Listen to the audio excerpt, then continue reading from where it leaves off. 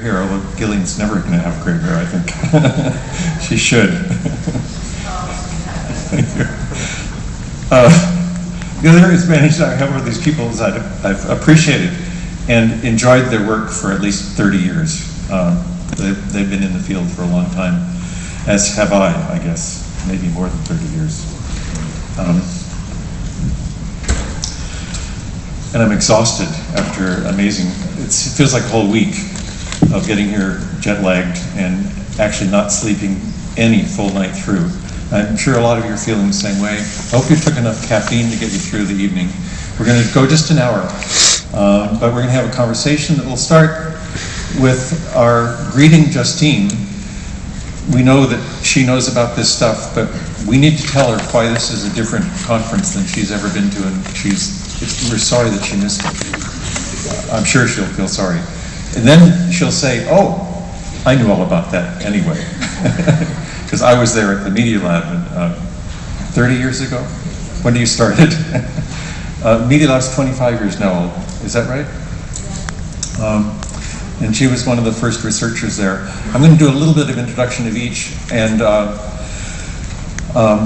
going to introduce them in reverse order. Justine will be the last speaker to introduce themselves, and then Don Norman, who's this distinguished man with the gray beard, although Norbert Streitz has a much more sort of Germanic beard. How's that?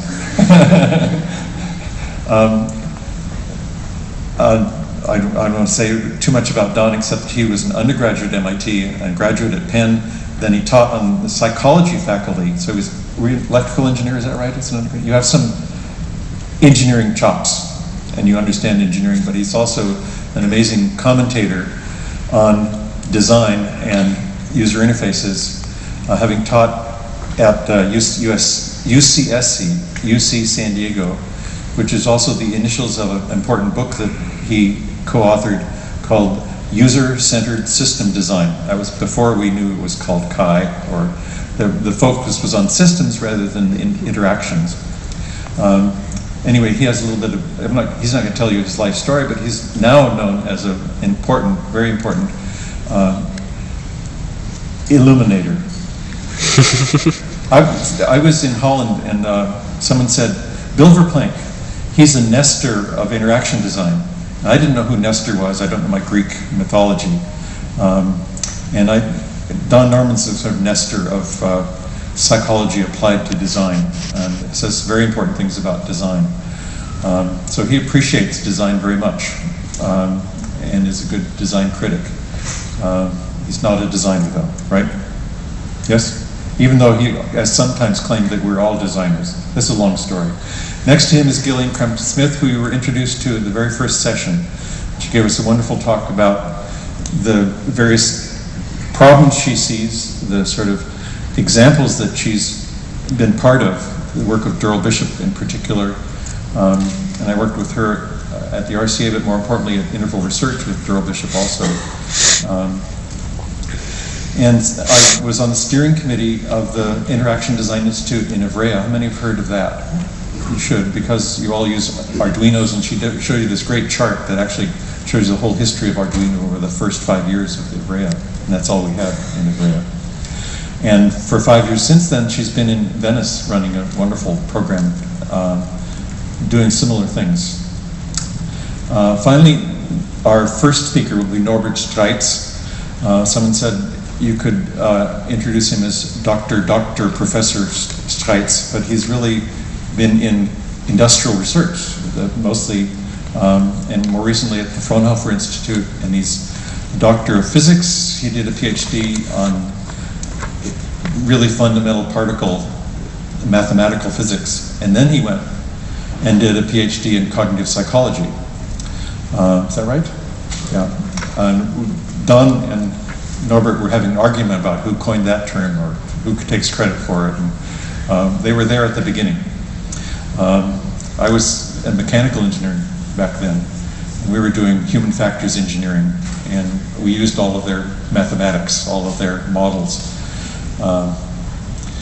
So that's a little bit of background. I'm going to ask Norbert, who will tell you sort of a bit of what he's just started now, a new initiative. He was involved in what in Europe was called the invisible computer, or the disappearing computer. Sorry, Don called it the invisible computer. Is that right? Same idea. A lot of like minds here, but I think we'll have some lively discussion. So Norbert will give you a few minutes, maybe 5 minutes, on what he took from this conference and how he would describe it to Justine. Okay? Take a mic.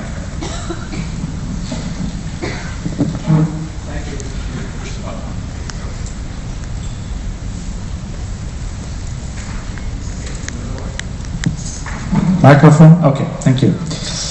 Yeah, thank you, Bill. Although I have to do a few corrections of the introduction. I made a mistake. That's okay. I wasn't really in industrial research. Industrial research, thank you. I was not, because, I mean, I was at different universities, and then I went to GMD, which is a German National Research Center for Information Technology, and then later we merged with a Fraunhofer organization. So these are research-oriented, but also technology transfer organizations. And now I have my own company called Smart Future Initiative. The other thing, I didn't claim the term cognitive psychology, and Don Norman and I, we didn't battle about it. Maybe I was involved in the term, if we want to deal on this, cognitive ergonomics, which was a term we coined in Europe around that time, in the mid-80s. There was one more thing which I wanted to correct, but okay, maybe it wasn't so important. Okay. Tell Justine about the conference. Okay, nobody cares, says Don. Okay. Anyway, so I wasn't also aware that I was the first speaker in this round. But anyway, okay, let me just summarize a few ideas which I collected during this conference, and then augment them with things we did and my background and how I view this kind of stuff. I was lucky to be a visiting scholar in 1990 at Xerox PARC, which was the time when Mark Weiser was doing ubiquitous computing and then writing also his famous paper in the Scientific American. And so I had the pleasure to be part of when the first live board, a large interactive display, was rolled in a room for confidentiality and stuff like that. At that time I was actually not working in that area, but working on hypertext and hypermedia.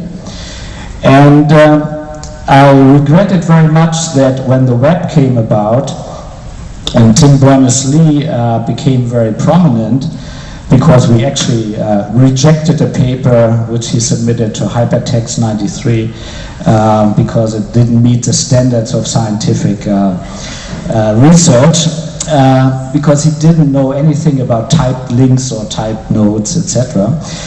But anyway, so that was a time with Frank Halash and other people at Xerox PARC when we were doing hypertext and this kind of stuff, and so this new wave of interaction which very large displays came about. And so this is now one reference to a talk at this conference. The reading glove, which I would rather call, as I also commented, the listening or hearing glove, I think gave a very good example of rediscovering hypermedia and narrative storytelling in a context of tangible interaction design. So I was very glad to see this by Josh Tannenbaum and his colleagues. And so I think this was... I would say that that's particularly of interest to Justine. It's one of her interests. It was very much about narrative. Yeah. Okay. So I think this was a very good example because it brings together, and of course against my background, having worked in the late 80s on hypertext, hypermedia, and then on these kind of large tangible displays, and also interactive tables, which we then developed in 97, 99, where we coined the term roomware. You know, hardware and software, and we trademarked it also called roomware, the integration of room elements like tables, chairs, etc. with information technology. And so this kind of approach was very valuable to study how tangible interaction could take place. At that time, we were mainly looking at using fingers and gestures against walls, but also against tables. But also we did something which was very much inspired by the marble answering machine by Dora Bishop, and we called it Passage.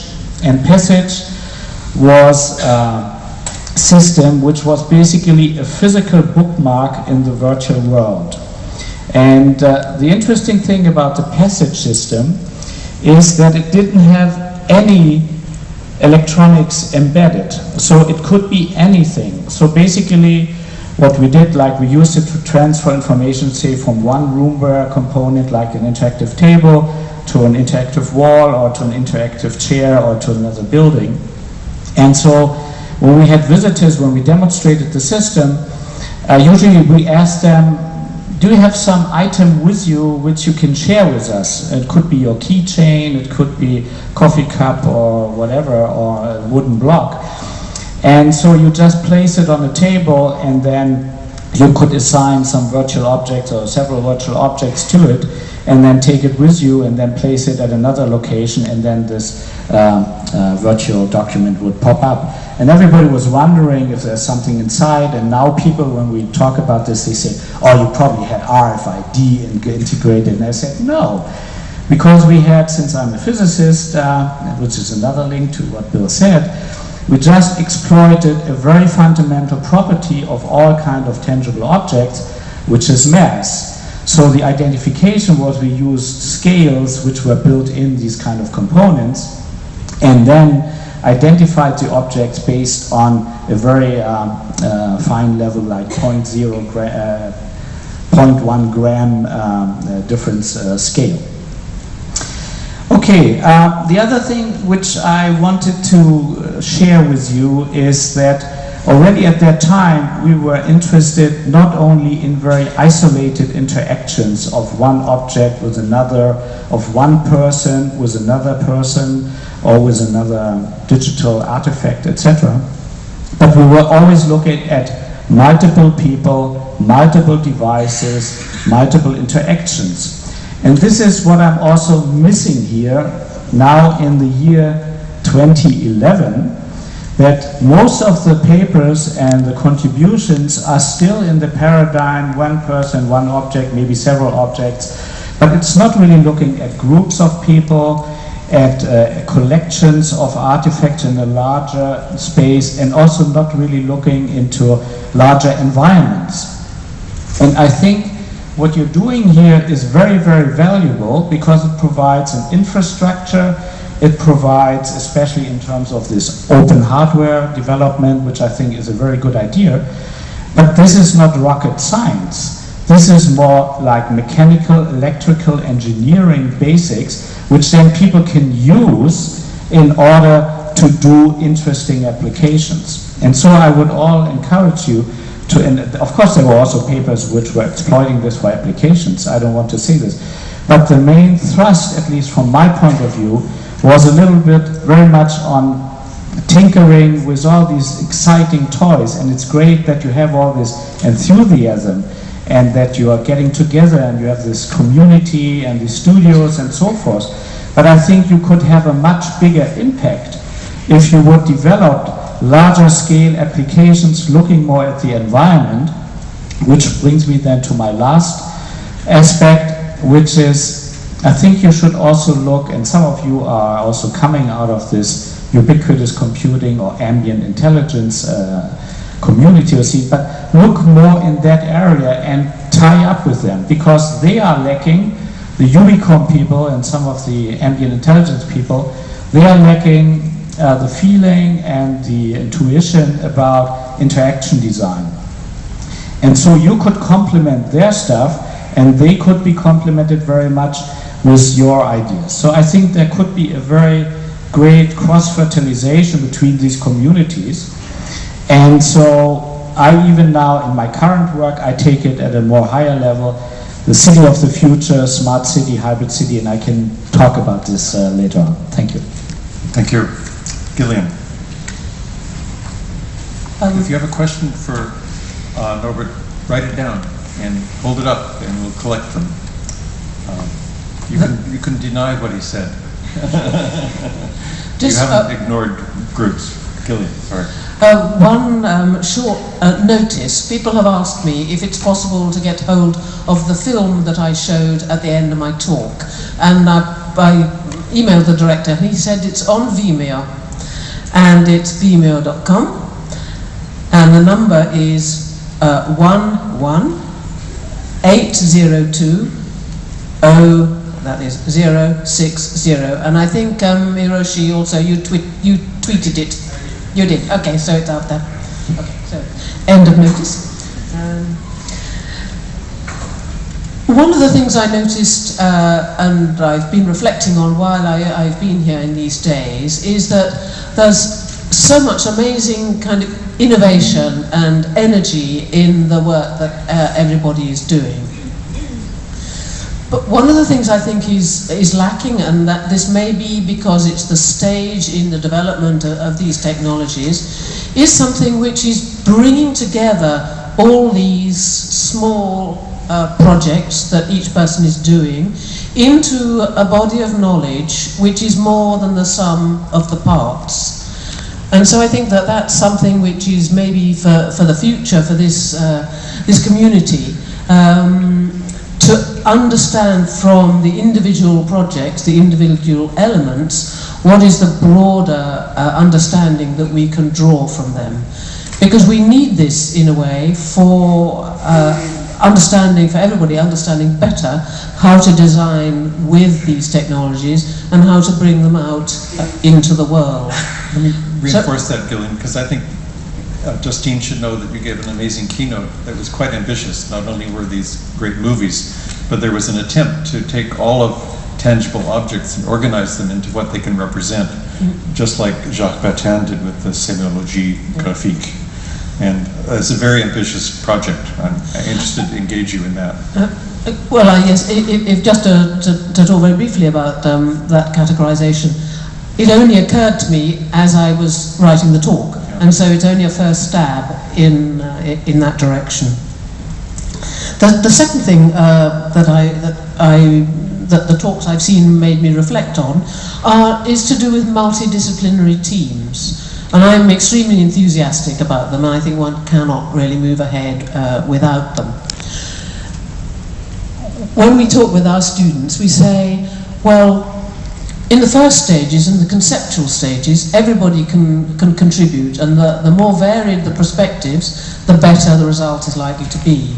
But in the second stage, which is the implementation, each discipline has its craft. Now, one's used to thinking about designers having their crafts, because we talk a lot about craft. And engineers don't think that they have craft, but I think they do. Because I think craft is to do with what one learns through experience. And you've seen something happen, you've found a response to it, a solution, and then you can apply that in a later thing. So I would not like to be on a project where I had decided the database structure, for instance. But similarly, I would not like necessarily an engineer to be doing the graphic representation on screen. Now, that's not to say that an engineer can't learn how to do it. It just takes time. And if I wanted, and if I was prepared to put the time in, I could learn software engineering. I might do it well or not so well, but I could learn how to do it. So everybody can learn it in the long term, but in the short term, it's better, I think, if people have their expertise that they get really good at. Because otherwise the danger is that one gets a kind of a rather mediocre mixture of semi-skills in a project. And I think if we look at some of the projects that we saw out in the demos, I've just picked one at random which springs to mind. Alex Taylor's work with the little autonomous machines. He has a product designer there who made the really, really beautiful little machines. And they wouldn't have been the same if they had been done by by Alex himself, for instance. So I think that in the conceptual phase, everybody can contribute and should contribute, and the result will be better. But in the implementation phase, then we need to be aware that different disciplines have their crafts, and I don't think it's possible for everyone to do everything really well, or the number of people who can do it is tiny. Is that saying that we shouldn't do things ourselves? That DIY is a kind of American frivolity, and that we can't build our own little radios? I think if I David were... Mellis is in his FM radios. If I were to build a radio, it would be for me to have fun with it, to understand about radio building, but not to put the product out into the world. So that's I agree, but what I see as the difference. I would make one for myself. Yes. And I'd enjoy it. I think that's now within reach, and a lot of us here are happy to do that. Yeah. But maybe we call it a prototype for a product. Yes. Yeah. It's a nice debate about, what is the scale of what it means to be a product. Yeah. Yeah.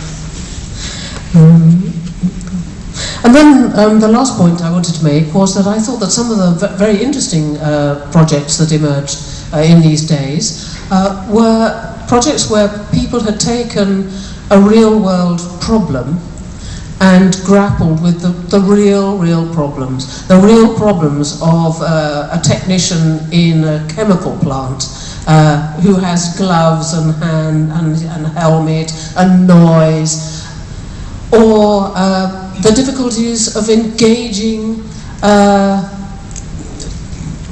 recalcitrant teenagers in school in maths classes. Why don't you describe that for Justine? Because you mentioned that to me. Yes. It's a project from the California College of Arts in San Francisco. So it... When did you... And professor. It was a project where there was a recognition system for the body, and children were encouraged to explore concepts of geometry through the movement of their body and viewing it on screen in different ways. And I thought it was very nice. But particularly I felt, he knew very well what the problems were, and by putting it out into the world, into the real challenge, it's different from trying it out in the studio with your friends, and we do that a lot, but it's not the same as putting it out into the hostile environment of real things. Because then I think that you do get a depth which you can then stand back from and say, okay, well we found these things out, what could we then apply that to in other fields? It seems to me that there is a danger that the things that are fun are to see, well, could I really make this work? And a lot of projects here, people have found, yes, I could make this work. Okay, it's boring to take it any further, but actually, to take it further, we need it so that it can go out into the world. And that was my comments. Thank you. Thank you. Well, I believe in tangible, embedded, and interaction, and so I'm going to stand up instead of just sitting down and being, abstract and embedded in a chair, right?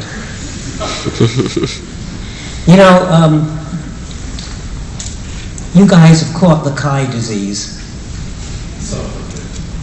And as a result, the most important part of this conference was not the conference, not the papers. Because so many of you think you're supposed to be profound and you're supposed to say it in a dull way. And where was the excitement? The fashion show. And the demos. And in fact, the same person who might give a dull paper gave an exciting demo, because that's where, you started smiling and you started being a person and started showing your excitement about the stuff that you were doing.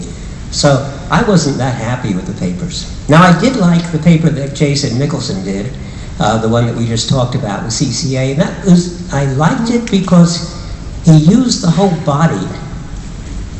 And because he was a teacher who was actually able to evaluate whether the kids learned any geometry. And so many of you just did, oh, this is cute, now let's put it out in the world and see what happens. And I don't like that at all, because in fact, it's unguided, And who knows, it was just, you know, having fun, and that's not what it's about.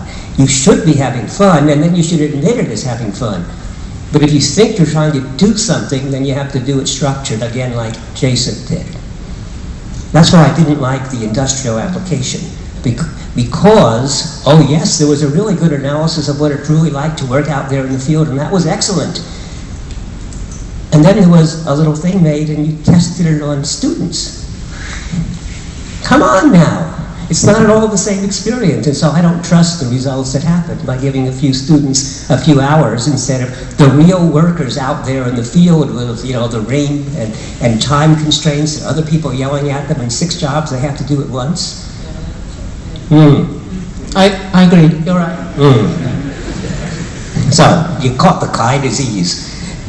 I mean, I was talking to Hiroshi Ishii about the papers that he has had rejected at Kai, which is crazy, because you look at one of his stuff and you say, wow.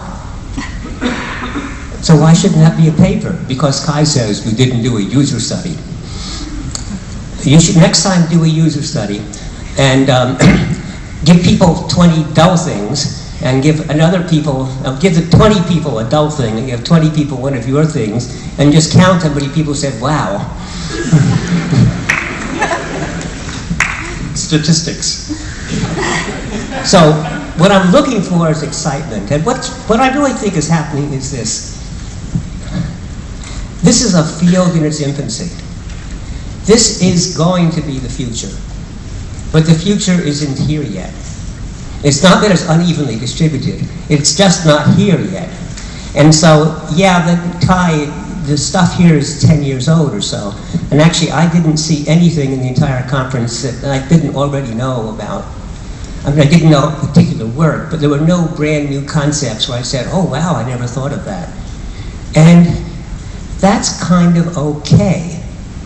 Because in order to get this field to be really successful with real products out there, Gillian complained that there are no products out there. Well, because we don't know what to do with the products. You have to take these steps. And so a lot of what I saw were you know, it's like the child who is going to be a world-class person at adulthood, but at age 5, all you can see is the promise. And that's what I see here, the promise. And most of the papers were really about laying out the infrastructure and exploring this little bit or that little bit or that little bit. So it's an important conference, but not really an exciting one, I'm sorry to say, except, to me, the most exciting part was, let there be light, the fashion show. That didn't work. Oh, so, let there be dark. Be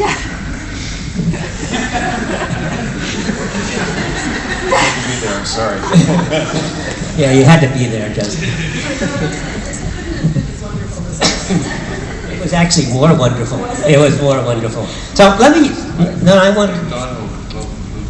So I had this really interesting conversation with Johan Israel yesterday about the way that we talk about virtual and real and augmented. So what you got on this side, you have the reality. And there are actually two different kinds of reality, I think. One of them is real reality, which is kind of biological and natural. And the other is artificial reality. And by that I mean, well, this. It's real. This microphone is real, but it's artificial. It's human-made. It's an artifact. So there's reality. And then over here, there's the virtual, which is, you know, the avatars on the screen and the sort of thing that Justine has done so well and other people. And it's not real. But there's a combination in between, and actually there's this mixed real, mixed virtual. And here, there's augmented real, augmented reality. And here, there's augmented virtual. Okay, so there's this whole entire mix of a combination. And then, but we now go up and down here, and here's where the word embedded is strange. Because Justine and I were talking about this, where to us, embedded means the body is embedded in the experience. But in this conference, embedded seems to me that there's a microprocessor hidden away someplace. And we forgot about the embedded. Actually, there was this wonderful paper this morning on the Sufi religion where the body is embedded into the experience. And it was actually an important paper, and I think it got unnoticed a little bit. Now, cyborgs. What is a cyborg? I'm a partial cyborg. I mean, I have artificial teeth. I don't have eyes. I mean, I don't have lenses. I have pieces of plastic where most people have lenses. And like us old folks. We're all cyborgs. Anybody who had cataracts has plastic instead of real lenses. And people with artificial limbs and artificial organs, and pretty soon embedded memory chips, embedded in the body in this case. And one of the problems of being a cyborg, by the way, is that my intelligence is in my devices. And more my devices rely on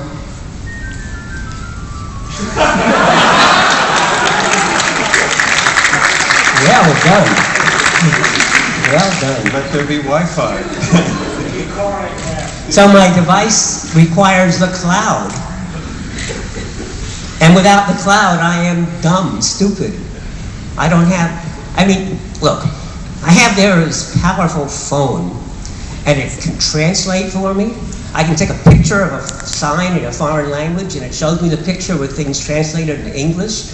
I can photograph a Sudoku puzzle, and it shows me the answer. And I can, honest, I can.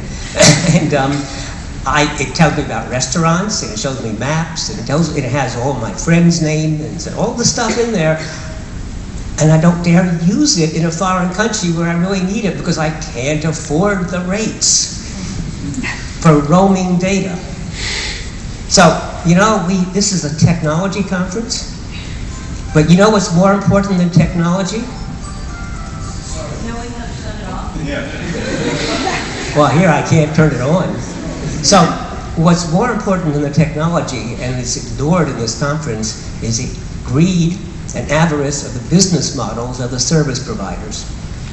And I can imagine someday when I travel from one country to another, I'll have to come in and as I go into the country, I'll be asked for my passport and my visa and my service provider's roaming plan and maybe my medical insurance. And I'm not allowed into the country till I have the service provider's permission.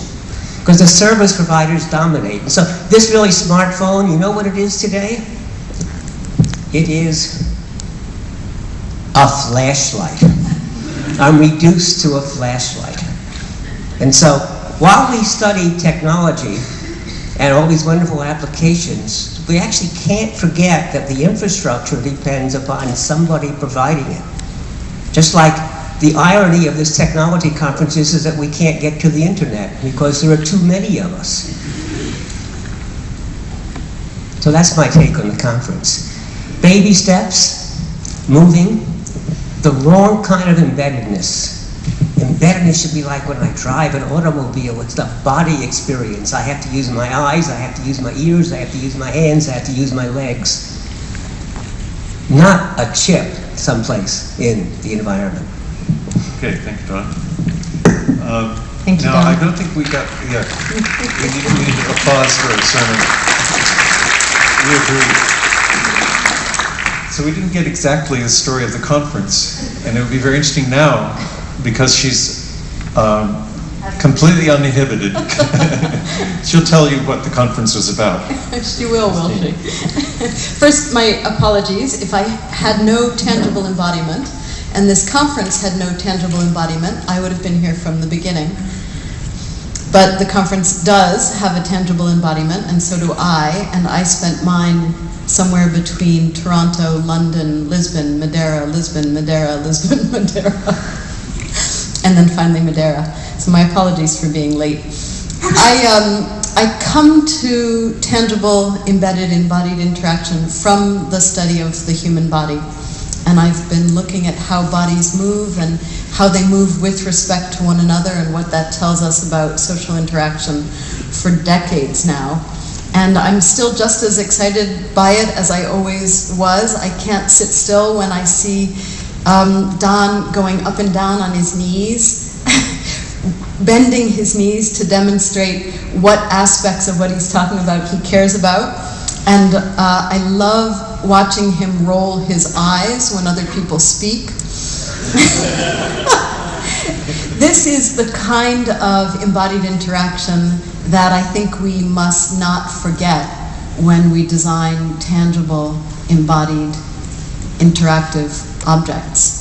Because regardless of whether we maintain an existence in the physical world, or we move into the virtual world, or when we move back and forth between the real and the virtual world, our physical bodies are always present. We never leave behind our physical bodies and the things we know about bodies and the things we know about the space between human bodies.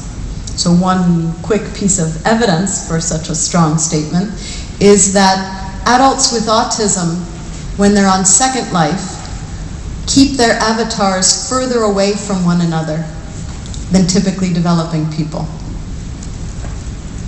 Our physical body always plays a role in how we interact. And I was quite shocked when ubiquitous computing began to be talked about, how it was so easily equated with invisibility. And what Norbert said about the invisible computer used to physically make my skin crawl, because I would watch people walk up to glass doors and desperately try and find where the intelligence was located so they could get them to open. You know, people walk up to doors in airports and they're really just trying to find out where its brain is, because its brain doesn't have a physical embodiment. And that's how we know how to interact with intelligence, is through the interaction with the body.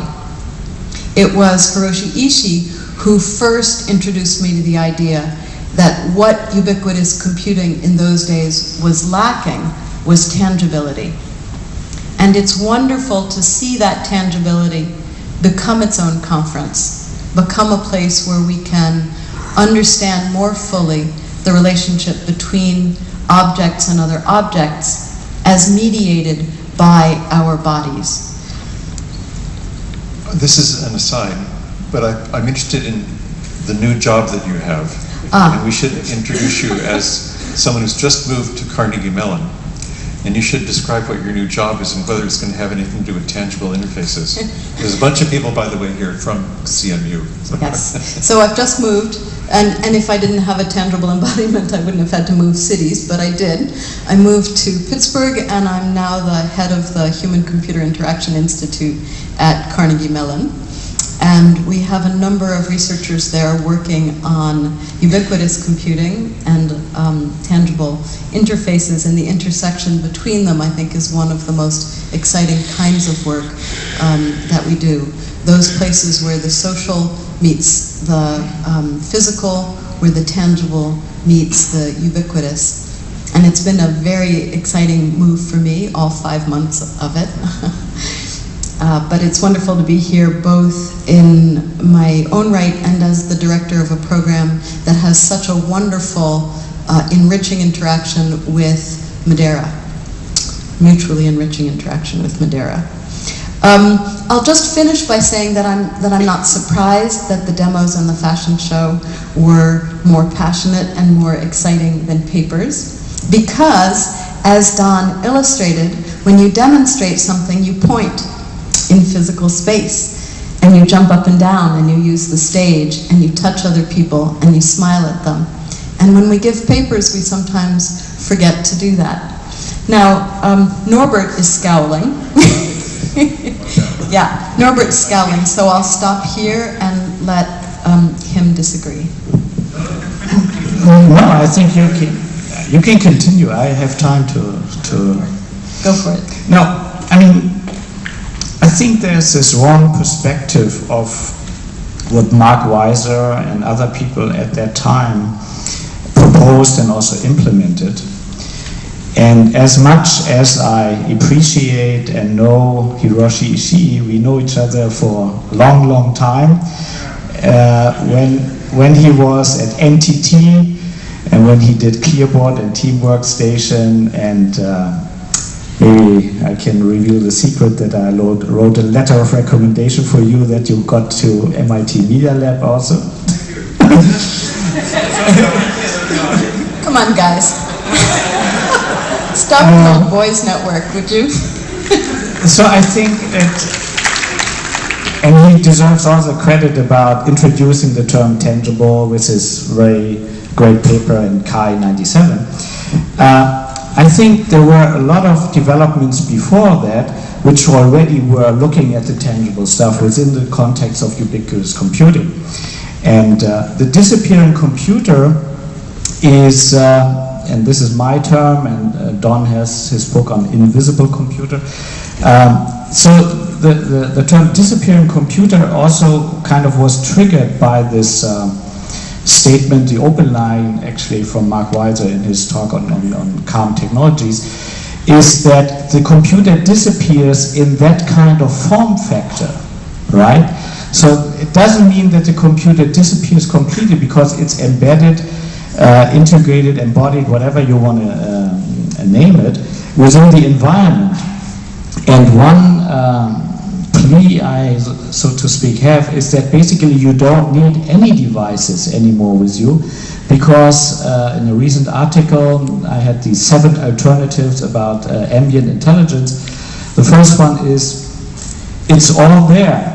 It's all in the environment, and the only thing you basically need is to identify yourself, authenticate yourself, and all the devices, interaction, opportunities will be there. And this was also in line with what the Mark Weiser... But what you're forgetting, is that what you're forgetting? You're a technologist, see? You're forgetting that the service provider will say, oh, you're a foreigner, I can get lots of money out of you. And I'm serious that this wonderful invisibility doesn't work if the companies want to make a lot of money from you. No, I mean... It has nothing to do with the server. I think invisible means that, doesn't mean that the objects are not there, but they are there and they are not conceived as computers, and they are appropriated by, they are just lying around. Like when I'm coming to a meeting room and there's paper and pencil provided, right? And I just take it and I leave it, and whatever I think I can take it. And so in the future it will also be there that wherever you go, the items are already there. And so the... No, I don't think... I think that's a dead end. We go down a will be dead end items all street. over the place, and you just take one appropriate and then leave it. It's hard to imagine because we are so kind of... no. It's easy to imagine, it just doesn't work. We can imagine invisibility, and children imagine invisibility, but notice that children people invisibility with imaginary playmates and imaginary objects. When we strip spaces of objects and people, I think we get into trouble. And I think ambient has come to mean denuded of objects, denuded of things that we can interact with. And I didn't see the clip that Gillian showed, but I have seen the film This is before. a wrong interpretation. And what's so striking about it is that we walk into walls when we don't know where their interactive power is. This notion of the embedded processor that makes the environment smart has this possibility of completely disappearing. And it means that anything can be the computer. And I think there's a phrase from the 70s called high tech, high touch. As the things became more and more sort of have more intelligence in them, as there were more high technology, there was this counter surge towards the sort of the physical, because we wanted to touch them. You know, it wasn't an advertising slogan, it was a sort of realization. The more things became technological, we were even more concerned that they be tangible, that you could actually hold them, and they had these qualities. Sometimes they were just added on, but it was a realization that you needed to compensate for humans, not just being intellectual, but being physical. So I think there's this, you know, have the other thought. Also, I think the aspect about physical interaction with objects is that you know instinctively which way is up, which marble came first. You don't have to concentrate on it. If you had a list of the messages on the screen, is the first one the one at the top or the one at the bottom? Who knows? You get to learn. But there are things that you know instinctively how to operate, just because you know about gravity, you know that two things can't be in the same space, etc. So I think that we don't want to lose that aspect by giving symbolic connotations to objects which are not. I keep having this problem with that notion of instinct and what we call natural. Don mentions it, that it's very natural for him to see the world through a piece of glass. To have a phone that's always hooked to the cloud, whatever you want to call it. I think natural probably usually means that it was the way things were when your grandfather was alive. It's only natural to have a cart that is pulled by a horse, and to have beautiful tools around with this great patinas, and have architecture that was a particular style. And that's because that's the way things were back in the day before airplanes and other so-called unnatural things. But I think that's a different kind of natural. It's not what either of us think. Okay.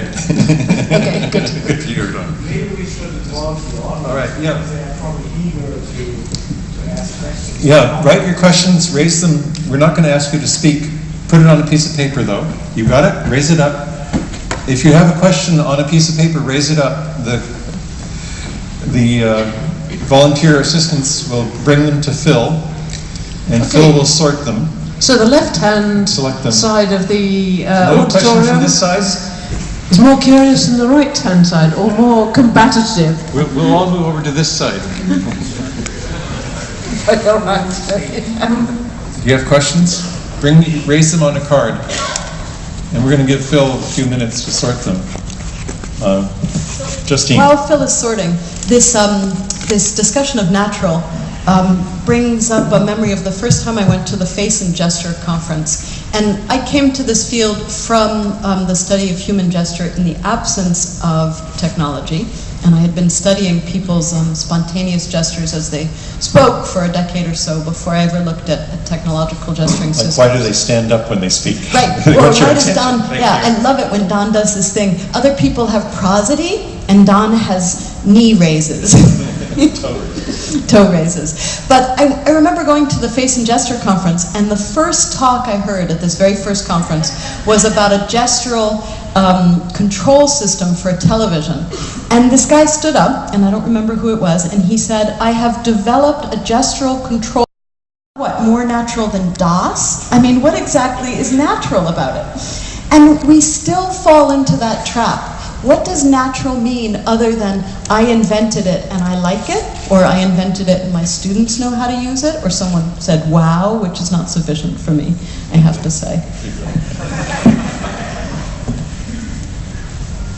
Phil, do you have any questions for us yet? I'm going to hand my mic to the next person here who wants to grab it, independent of what the question is. Don will grab it. Second group. Third group. Okay. Three kinds of questions. This one's for Don. Is that right? That's the first one for Don? It says top three of them. Oh, three for Don. Okay. We're going to give the rest of the afternoon. All right. Can we get a mic? Oh, sorry. Thank you. I'm holding the cards. Thank you, Don. That's right. We should have ubiquitous mics so that we can just raise our voices. Don said, I think it all should be embodied. For education, is there value in exploring and manipulating small objects for developmental learning, for development and learning, or should all learning be a full-body experience? I'll answer that. No, of course not. What is the Chi disease? And finally, just buy an unlocked phone and a local prepaid SIM card. That's what I did. In reverse order, I have an unlocked phone, thank you very much, and I can get SIM cards for phone calls, but let me tell you, I don't know how to get SIM cards for large amounts of data. I'll show you. Thank you very much. Because last time I was in the Netherlands, I bought a SIM card for the largest data plan I could get, and it got used up in like a day. Because, you know, somebody sends me a 50 megabyte PowerPoint slide, and whoop, there's most of my data. Anyway. The answer is, it all depends. We should use whatever tool is most appropriate. So the whole body is necessary for driving a car or for swimming, but it's not necessary for learning calculus. And so the answer is we should use whatever tool is most appropriate. Now, what is the Chi disease? The Chi community, unfortunately, is dominated by the scientific method of experimental psychology, which means we have to do precise, careful experimentation, worry about all the biases that truly do affect experiments when you are looking for very small phenomena and truth. Now, if you're a scientist, you're trying to distinguish theory A from theory B, that's necessary. But if you're a practitioner, and most of us, I think, are practitioners, or acting as them, at least in this conference, we don't need to know truth. We need to know good enough. We're not looking for small effects. We're looking for big ones.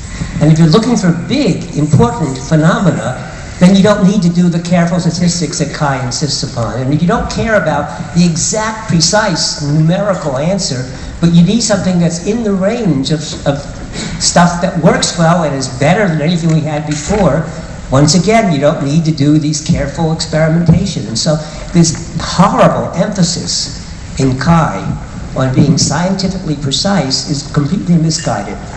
And as a result, designers no longer talk at Chi because all their papers get rejected. And so that's what I'm talking about. Don't fall prey to that. We still want the excitement and the wonderful thing and the wow response, because the wow response is saying there's something important there. Now, then the scientists can go in there and try to figure out what it is. But for this conference, we really want things that change our lives. And you shouldn't need careful physics, careful statistics to discover if that made a tiny little difference in life. If it made a tiny little difference, who cares? You mean the least publishable unit disease. I've heard that called the Chi least publishable unit disease. It's not a result until you've done an experiment and presented it at the Chi conference and you published it and you get tenure by doing that kind of publication. Right. This is anyway, I don't want to get into that either. I've got another question here. This is for anybody. Why are so many people trying to add computation to perfectly healthy human interaction? Who needs technology? Who needs microphones? Good question. Let's turn that around and say just adjust it a little bit and say, why are people trying to add technology to perfectly good human interaction? And the answer is because we always have. We added the pencil some time ago, a technology that somehow adapted a perfectly good human interaction of storytelling, and it changed it forever. And we added the radio. I love this quote from 1942 that I found in an old newspaper. "My child has murder on the mind. It's because of those machines, I know it is." And those machines are radios. So we continue to add technology, and I would say, to flip that question on its head, the question is not why do we add technology to perfectly good human interaction, but how do we understand how to maintain that which is most human, most important to being human in the presence of technology. Have we answered the technology question? I think one of the best technologies is language, and it's a human invention, but it's taken us 40,000 years to evolve it, and it continues to evolve, and it's considered natural that we speak to each other, but in a lot of ways it's a very strange thing to do. Animals speak to each other without nearly the sophisticated invention that human language is. without real sophistication. Without what? Never mind, this will get into a big fight. He just missed the whole point of language, that's all. Well, I think if we were still, if we were interacting with no technology, we would still be, we would have to be in the same place, in the same village. There are people, even today, who live in Upper New York State that have never been to New York, or people who live in small villages in Italy who've never been to the nearest big town. So it would mean that we wouldn't move, and we would be able to interact directly, but it allows for movement in geography. So if I can write something, I can send it to somebody. If I use the telephone, I can keep in touch with my son who's had to emigrate to America, etc. So I think there's always an advantage, and we gain something, we lose something, and it's making sure that we've got that in balance. We're at an hour, and I'm going to ask permission for another 10 minutes or so. I've got the nod from Mark. But I'd like to give you a set of fairly simple questions. This is really practical. What books do you recommend for someone new to this community? Have the books been written yet? Norman keeps writing books. Norbert, do you recommend books? Gillian mentioned various philosophers who've been important, and quite a few of the talks mentioned the Merleau-Ponty, for instance, who said we can't have a mind without a body. You can't have thoughts without something you think about. So that it's the anti-Descartes that separates mind and body. And so we can find our favorite philosophers. Are there other sort of deep, inspirational books like that you've read? I'm spending a lot of time reading geographers these days. Edward Soja on Third Space, I'm finding very inspirational as a way of thinking about the relationship between the real, the imaginary, and the virtual, and why those are three different things. That was an intellectual question about education and where do you get inspiration. Do you want to offer another one, Gillian? Phil's really good at this. Maybe you can help me out. Anthropologist who worked with native Indian tribes. No. Before. Edward, no. It'll come to me. I'll tweet it if I remember. But one of the insights is to do with distance that people maintain. Exactly, Hall, yeah. Okay, I think that's a great book. What does proxemics mean? Yes, it's about proxemics, and I think that is something which is very valuable for us. It's about can you touch it, or do you touch it? I think one of the big things to me is that you read about other cultures because that'll inform you that all people are not the same. First, there are big cultural differences that proxemics tells you that some people have a natural distance. And in Japan, it's different than in Southern Europe, and it's very different in the northern climes. Touching people means a lot in various cultures, and some it's not very nice to touch someone. Also, even within our own culture, there are people who are much more, I call it inactive. They think with things that they do. They can't think without. It's like Durrell Bishop is not a he doesn't speak language except with objects, and he's a philosopher of objects, and he can't express ideas without the objects in his hand. And he's a very special kind of creature, and I know a lot of people who live with their bodies. That's their specialty. They have stuck with what they first knew when they came out of the womb. So I'm influenced by the simplification of Piaget's notions of the stages of development.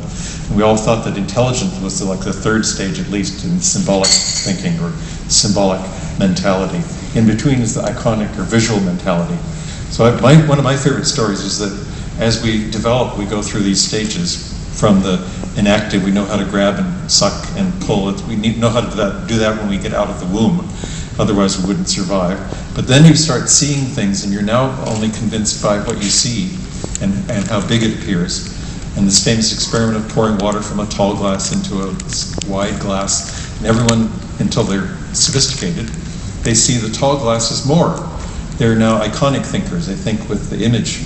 That's what good designers know, how to make something look impressive because it's tall as opposed to fat. Finally, you can see that all that really matters is the amount of water, and the volume of the water in the small, tall glass is the same because you pour it from one to the other as it is in the wide glass. At that stage, you're ready for symbolic thinking, ready for algebra and equations.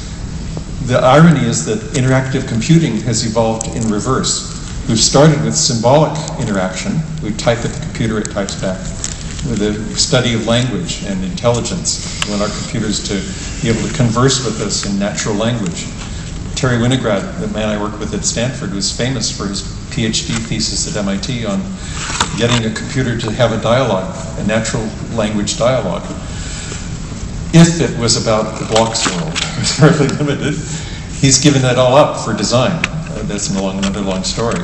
The next phase was graphical user interfaces, so that we're now iconic, and we think with the images, and we move things around. But now, when you start moving them, they become kinesthetic or inactive interfaces, and we're back to what we knew as children. It's interesting that some people get stuck in one or another phase, and they become wonderful linguists and scholars, and they join the academic community. Those in the verbal become artists and visual thinkers. They're the designers and the people who deal with the way things look and appear. Finally, there are people who become sculptors and dancers, and their knowledge is in their hands. They're good mechanics. They're the people with craft skills. And I think it's important to remember that a lot of people are very different. I mean, we can't just say that everyone needs to use their whole body. Everyone should learn language. But there are very different approaches to, we can learn all, but we need to go back and forth from one mode or modality. It's one of Alan Kay's ideas. So I would read Alan Kay or watch the video of him, which is called, you can find it on the web,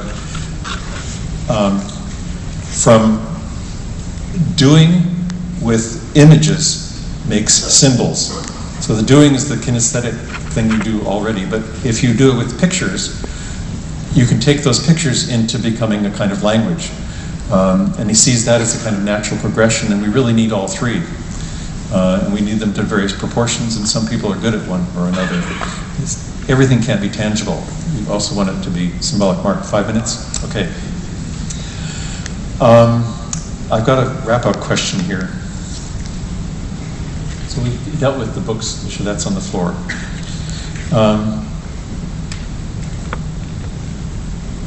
There's a question about intuitive, but that's very close to the natural question. I don't like the word intuitive either. It's the way your grandfather did it. That's what's intuitive. All right, here's the last question. This is a big question, but you can tell us where to go now. What do you think is still missing from TEI?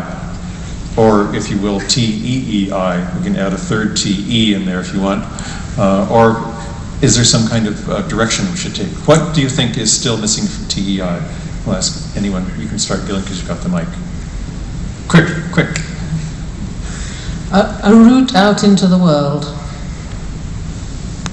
To think about how you get from experiments you're making to things which could really get out. So that means they have to be robust, they have to be cheap probably, and there has to be some kind of business model to make sure that somebody's prepared to pay what it costs to get them out into the world. So that's what I'd like to see. I think we need new business models as well. Yeah, inventions and how things get out there. But that's probably true for all kind of prototyping activities to ask for them. But I think specifically for TEI is what I said earlier a little bit and rephrase it now. to look more at multiple people, multiple devices, multiple contexts, and really look more at a more comprehensive environment where you have more activities which are coordinated or also spontaneous, but that you're not only concentrating on one single aspect, but look more at the global picture. And then, of course, at one stage you can also make it into a product and have a business plan and so. But I think as a research community, I think this more global view and the vision, what is the value adding of what you are proposing, what you're developing for a certain human activity, a social activity, that would be important. More goal-driven, value-driven development. Assuming this is a research community, some are in research, others are in life. They're active artists and entrepreneurs. Don, what does this community need? I'm not going to tell you what you need. I'll tell you how you will know that you are successful. You need to go. This conference will be successful when this conference is no longer needed.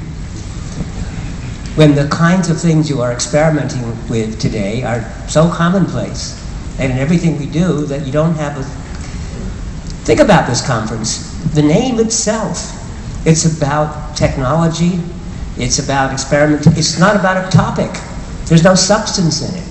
And so when you're successful, there won't be a TEI conference, there'll be a conference on, I don't know, intergalactic communication, or on... Kitchens, we'll do kitchens. On, yeah, kitchenware, cooking, cuisine. It'll be about substantive issues and not about the technological underpinnings. And as long as we have technology as the topic, it means you aren't there yet. I was going to say something very similar, which is the future of this conference will be the day when this stuff is what we think it is to live. It will be natural.